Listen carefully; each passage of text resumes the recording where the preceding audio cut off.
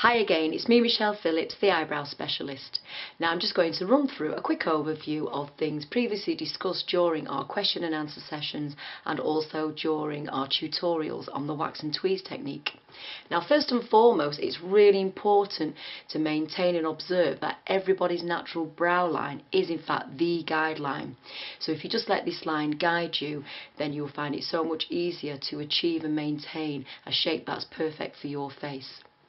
Also, we need to remember on the approach of doing eyebrows that the main aim is to take away the excess with the wax and to cut the shaping using a skillful free hand and the tweezers. Also, you should always be prepared to take the brow hair from the top.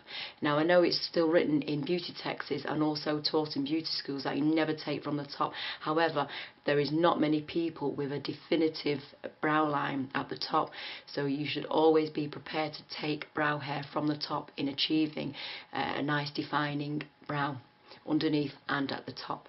For a brow to be perfect, it needs to be perfect all over. Remember, it's a very small area of hair, so for it to look as perfect as possible, you need to take hair off that doesn't look like it belongs there. So always be prepared to take hair from the top. That rule is, in my opinion, and only through my years of practice do I feel that it either should be rewritten. Remember, it's really important to always apply firm pressure when you're either pulling a hair out by the wax or pulling the hair out with the tweezers. Always pull the skin taut between your fingers when doing so. This will make the treatment a lot more comfortable and it will avoid pulling the skin unnecessarily. If every therapist applies this technique, there'll be absolutely no problems whatsoever. Like I've already said, it's very normal to go a little bit red after a wax. I mean, you have pulled the hairs out, the follicles after all, but that's absolutely normal, and most people are only red for a little bit after, and it's a very small price to pay for having perfect brows.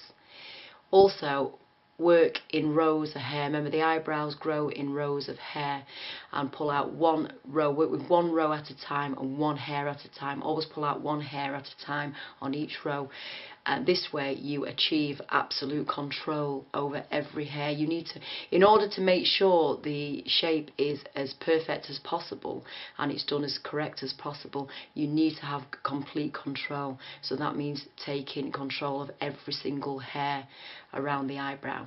So if you follow these simple guidelines, these few simple rules, you're well on your way to achieving perfection. Thank you.